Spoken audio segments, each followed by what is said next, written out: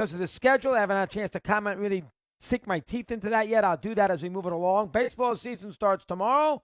Let's do a little, we'll have him on, obviously, once the season warms up. We'll have him on every Wednesday.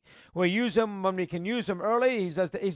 Listen, I talk to them all. There's nobody better than him. I mean, I talk to them all. TV, you name it. There's very few people who are as good in the baseball as our pal Steve Phillips. He, of course, on the MLB Baseball Network. You can hear him here on Sirius all the time. And he says hello. Steve, welcome. What's going on today, pal? What do you have? Let me hear. Wow, Chris, I think you probably want me to say something nice about the New Canaan basketball program right now after that. I mean, my goodness, Wilton beat them twice, and then they ended up losing in the most important game, huh? Yeah, we played well in that game. Then we blew a game against Ridgefield. Let's do one contractual note first and then get into the year. I think most people think at the end of the day there's no way the Mets are going to let Lindor go. But I've had this theme, and I've said it for about a month now.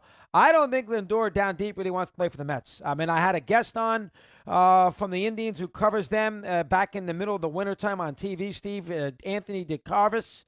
I think that's how you pronounce his last name. And he said buddies of Lindor have told him that it's not really a place he necessarily wanted to be. Obviously the Mets are probably not going to let him go. He's probably going to have no choice. But this contractual deadline by the end of spring training and, counteracting a $325 million proposal, that just screams to me a guy that would want to get the free agency and maybe see what the Dodgers are up to. Let's talk about that first. Let me hear. Well, yeah, I got to tell you, I don't look at it that way. I think it's just a negotiation, and I think the Mets. Now, the way it sounded like was the Mets offer of 10 at $325 million was their best and final offer. Now, I would certainly hope they don't move off of that. If in fact, there's, Lindor comes down and says, well, but we need you to come here, go to $331 million beyond Bryce Harper's $330 million deal. Where the Mets are right now, I think is completely justifiable to their fan base. And I look at it and think, it's actually with the deferrals that Mookie Betts has in his deal of $365 million, he's got $120 million of that deferred. And so the actual value of the $325 that's offered to Lindor is a better deal than the Mookie Betts deal in Los Angeles. And so I got to tell you, I think it's, the way it stands right now, I think that from the Mets' perspective, they've made a very fair offer, and they can look, if there's no loss, if they don't get them, they'll get one of the shortstops. Somebody will take the $325 million next year. There's no question about it. And so I'm looking at it thinking the Mets made what is a more than fair offer. Well, then why isn't he signing it, Steve? Well, then why? There's nothing to negotiate. It's $325 million. He had a deadline of opening day. You just gave me the indication with Betts. I mean, if you want to be a Met, Tatis didn't negotiate. They offered him that deal, and he said, you know what? I didn't hear any back and forth with those two. I didn't hear any back and forth with Betts. What is Lindor waiting for? If it's such a great deal, and this is a place he wants to be, and the team is good, great place to play, blah, blah, blah, sign a contract. What's the problem? Yeah, it's just negotiating. What I don't like is that it went public. Like that part I don't really like. That the offers went out there, what he was looking for is out there. I mean, and if I'm Lindor's camp, I'm a little bit bothered by it. I'm assuming it came from the Mets side because, I think they've got the more justifiable position on it.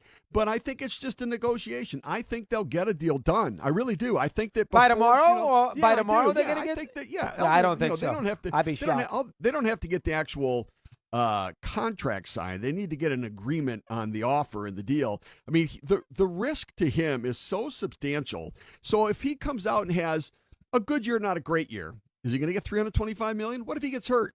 If he has a year this year like what he had last year, he's not going to get half of this. So there's way too much risk for him to walk away from this. I'll be shocked. I'll be shocked if they don't get a deal done. I think maybe, you want to tell me by May 1st we'll get away from this deadline and he'll come to his senses and he'll sign it during the regular year. I'll buy it, but I don't think by tomorrow at 7 o'clock. I don't think he's making that deal done by tomorrow at 7. All right, so you think the Mets are okay, and you still think at the end of the day Lindor is going to be a Met for his career. Is that what you think right now? I do. Yeah, I do. I think they're still going to get that deal done. All right, now let's turn our attention to some baseball. Let's go to the American League first. Are the Yankees by far and away the best team in the American League? I don't know that they're far and away the best team. I don't look at it. I don't look at them that way at all. I mean, if you take Well, who's as good Garrett as the Cole- Yankees, Steve? well, Jimenez is out. but they're not far and away better. The White Sox are every bit as good as the Yankees are. Oh, no, they're not. No, they're not. Yeah, well, I don't know. All right, so tell me your top 3 starters for the Yankees that can match up with Giolito, Lynn, and Keuchel. Well, first off, Giolito is not Garrett Cole. So that's the first thing. So the first thing Okay. that we do, if we get into a short series, Cole is 20 times the pitcher. I know Giolito had a nice start against He's the not A's. 20 times the pitcher. He's listen, better, but he's not 20 times the pitcher. I've seen Cole pitch postseason baseball for 2 or 3 years. He's a better pitcher than Giolito. Now, you and I both know that.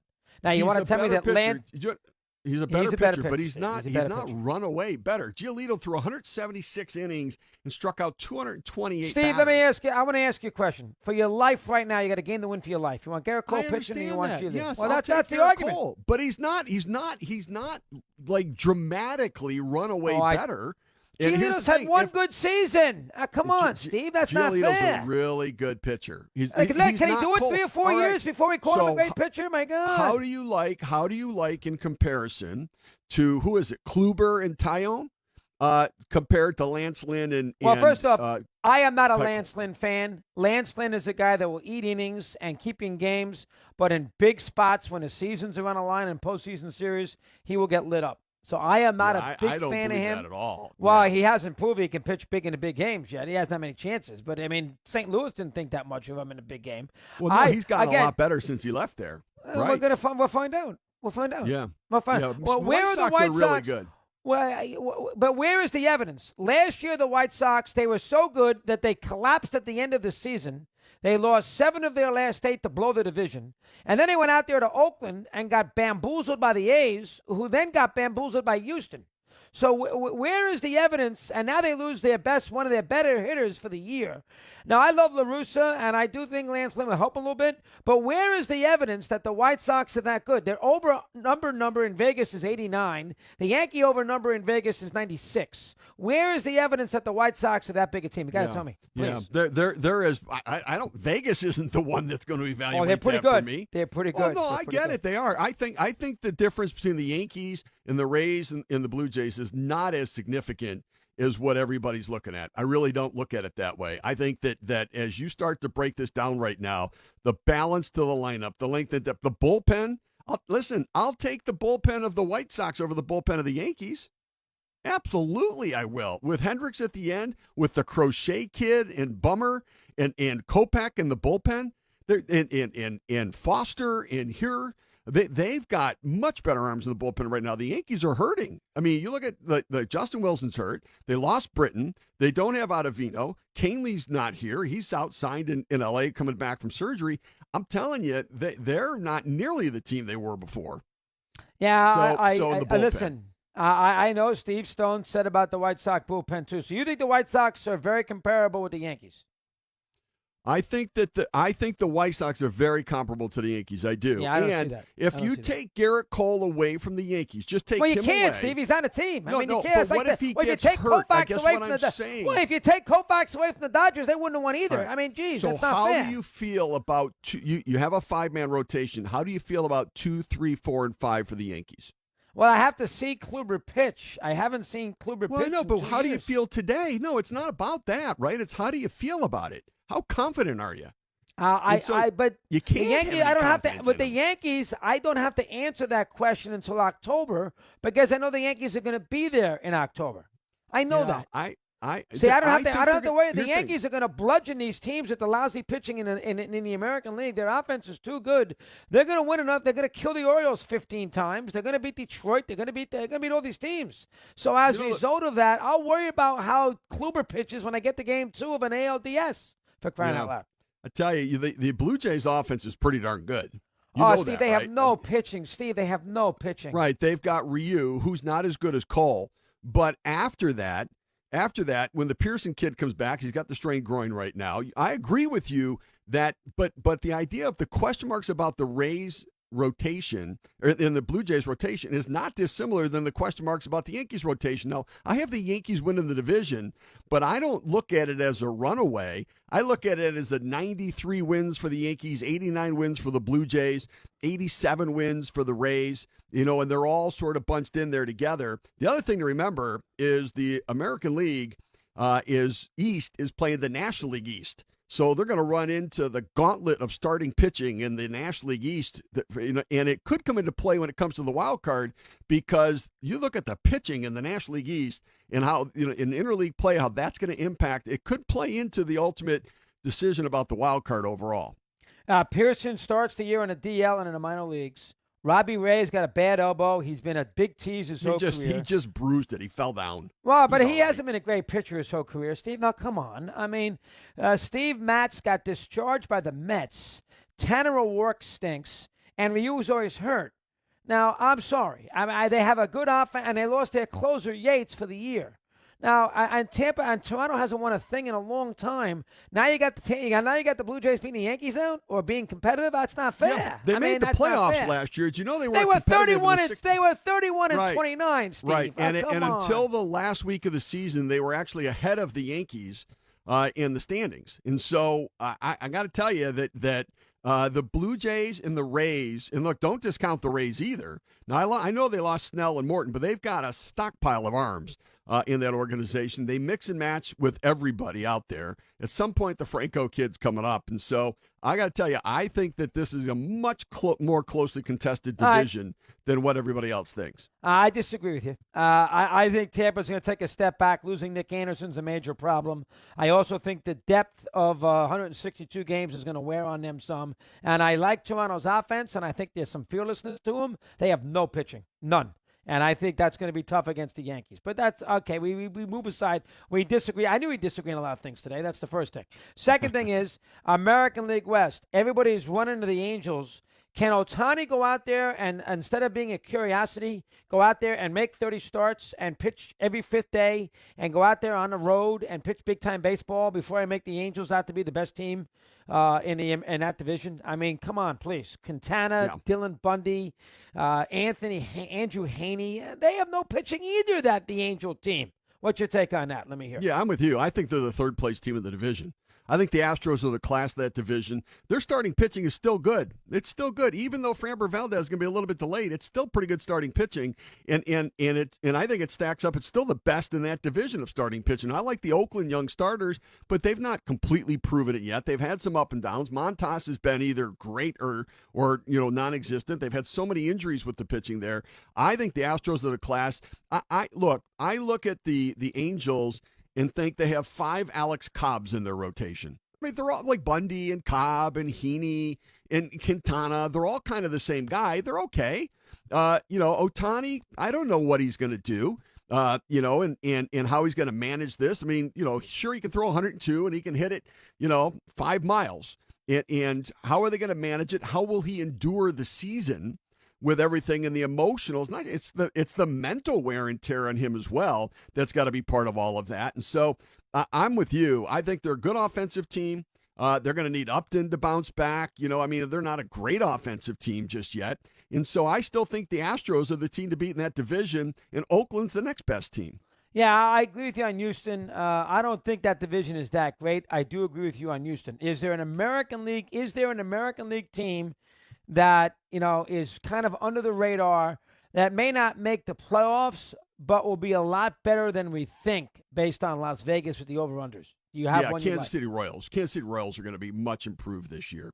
They are. I think they're heading in the right direction. They've got, I like their position players. And the Witt kid at some point when he comes up is really good, Chris. I saw him with the 18U Team USA trials and, ran into him and his dad and talked to him and watched this kid play. He is so mature and he is filled out dramatically from where he was previously. And I think that he'll be at second base at some point, probably in the second half of the season this year.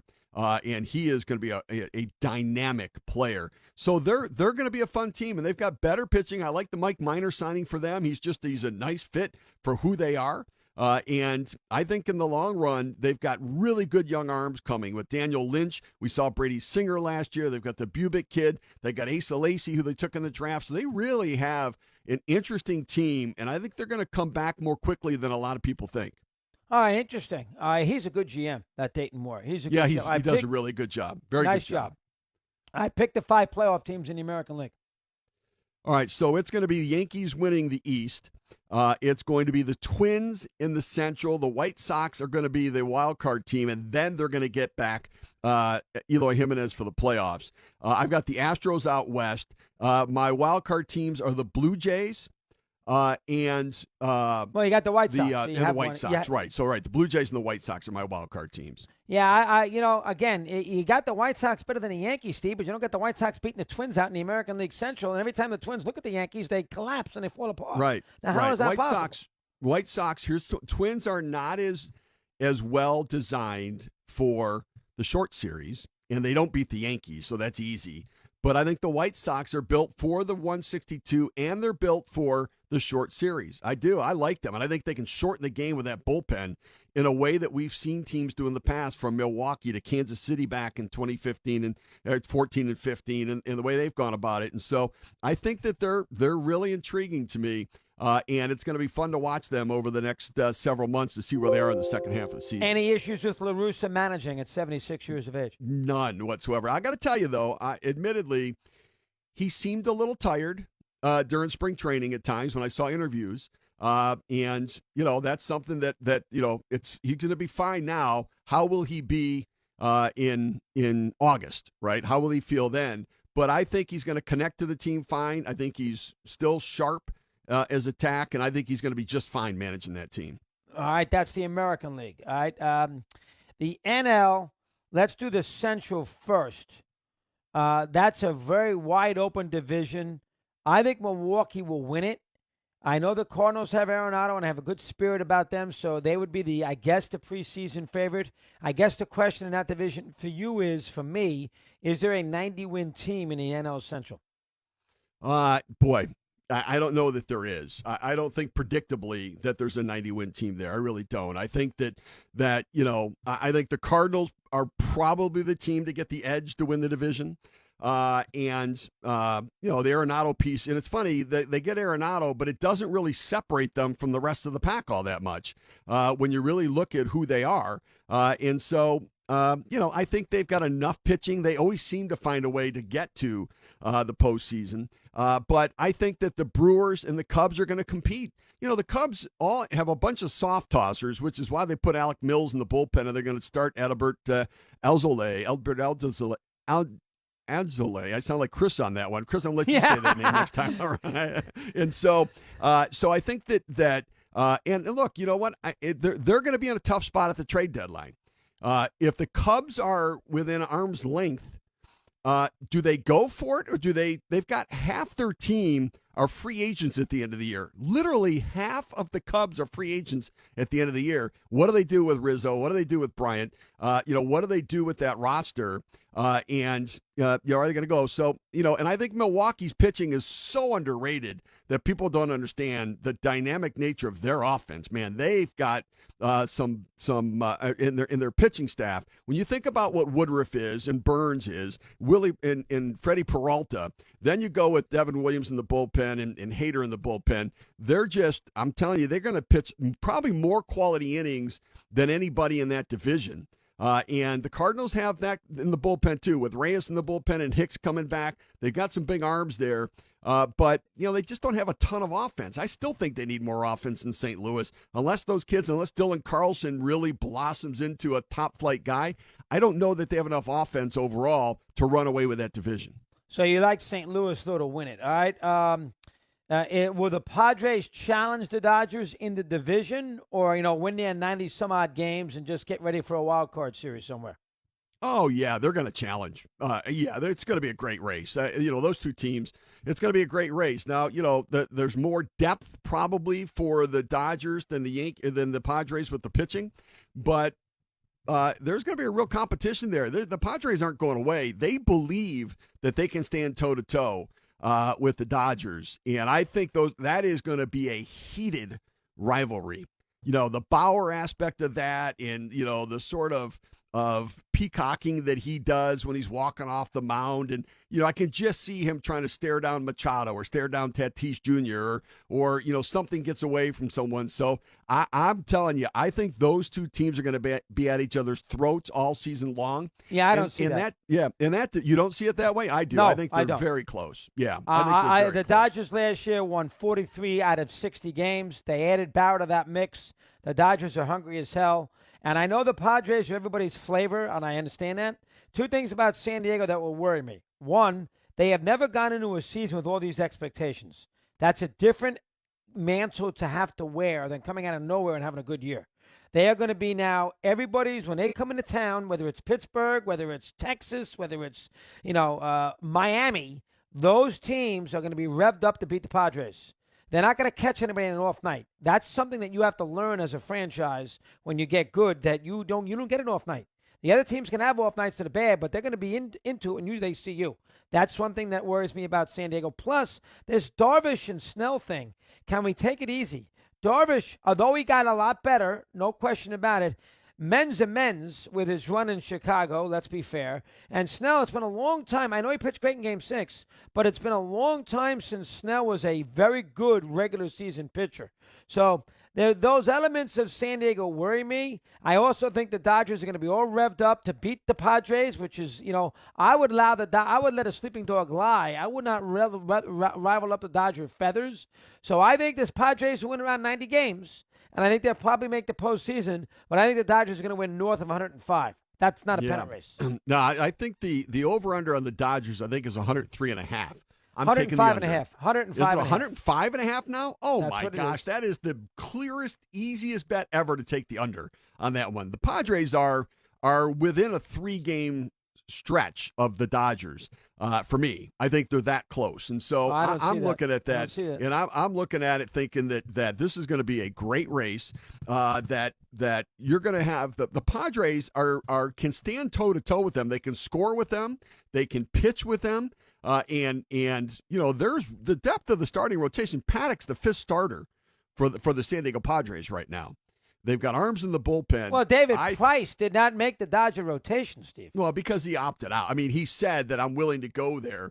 And you're right. The Yankees. There's no debating the Dodgers' depth of their pitching.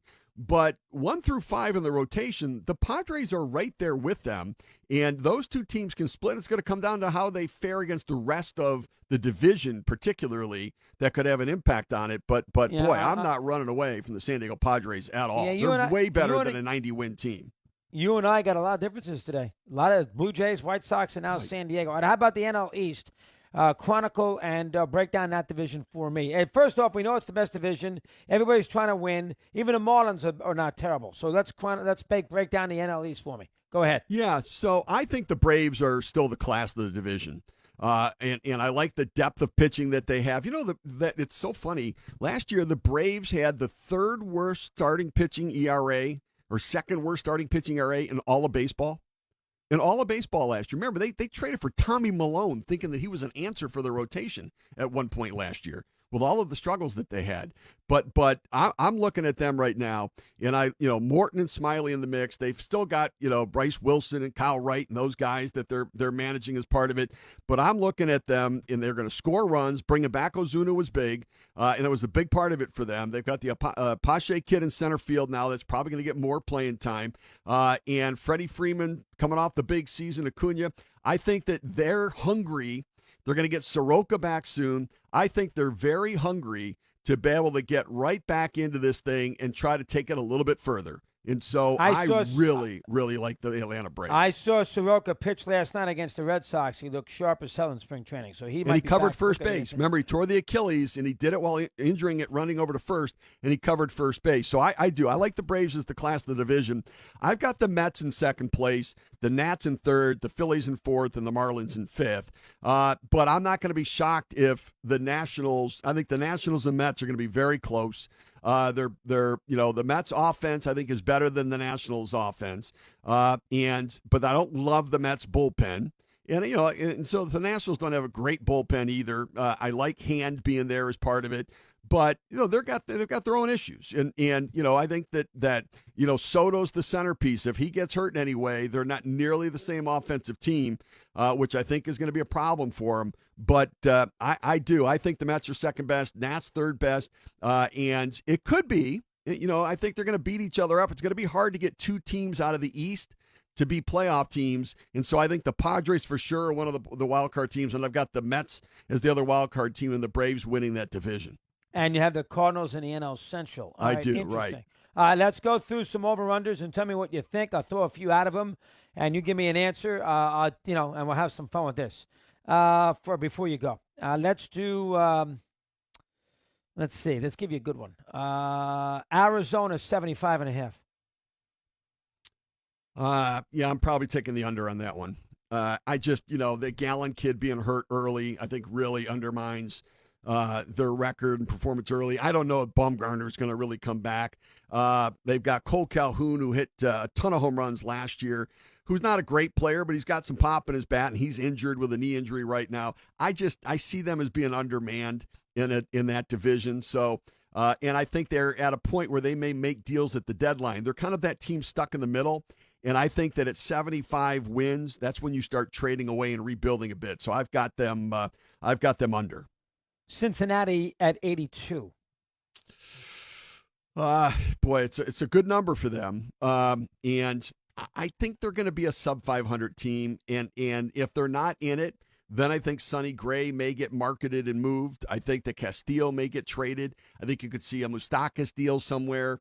And so I think that because I don't see them as a playoff team, they're going to have the last 2 months of the season where they're not going to have the same roster. And I think that takes what could be an 82-win team under that because they're going to trade away some pieces. All right, I buy that. That's a good answer. I agree with you. Indians at 81. I take the over on the Indians at 81. I do. Their pitching is that of an 87-win team. Their offense is that of a 78-win team. And so, what will they be? I think the pitching will prevail more for them. I do like Eddie Rosario for them. Franmil Reyes, I think, is going to thump.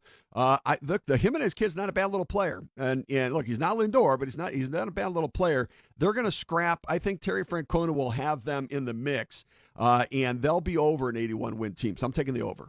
Seattle at 72.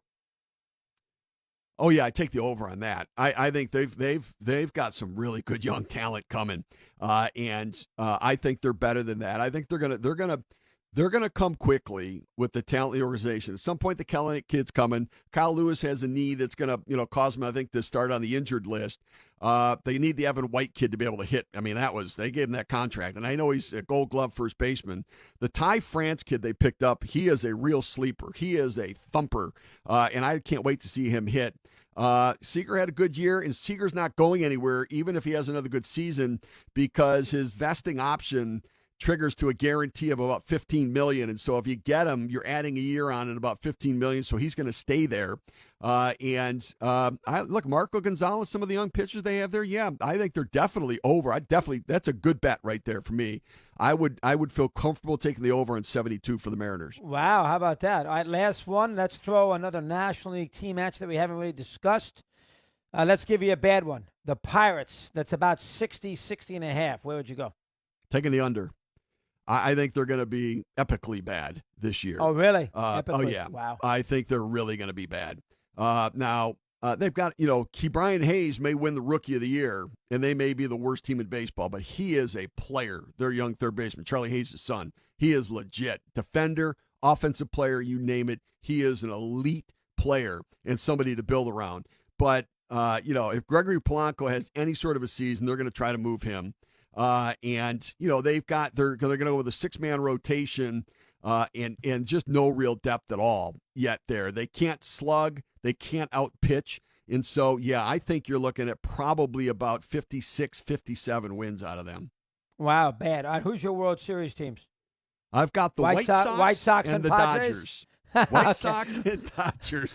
I've got the Dodgers going back. And, like for all those people who want to give them crap about, it was a 60-game season, it wasn't legitimate. I don't look at it that way. But some people might, and if they do, so be it. But for me, I think I'm looking at them as getting back in there again. They're the best team of the National League. And I think the White Sox, I like the Russo factor. I like the starting pitcher factor. They've got depth that they can trade. They can shorten the game. I mean, the Crochet kid, we saw him last year. He is electric from the left side. If Kopech's out there with them, with all of the other options leading into Hendricks, they could get 4 innings or 5 innings out of starters and have 4 or 5 guys in the bullpen that could really light it up. So I've got the White Sox in the Dodgers. Good job, Steve. Throughout the year, we'll have a conversation. A couple of weeks, we'll get you back with us. Always a pleasure. You do a great job. Thanks so much Chris. today. Appreciate it. Thanks, buddy. Appreciate it. Bye-bye. You got it 1/2 past the hour. We'll get Steve in a mix. Let's take a break first here on Mad Dog Unleashed.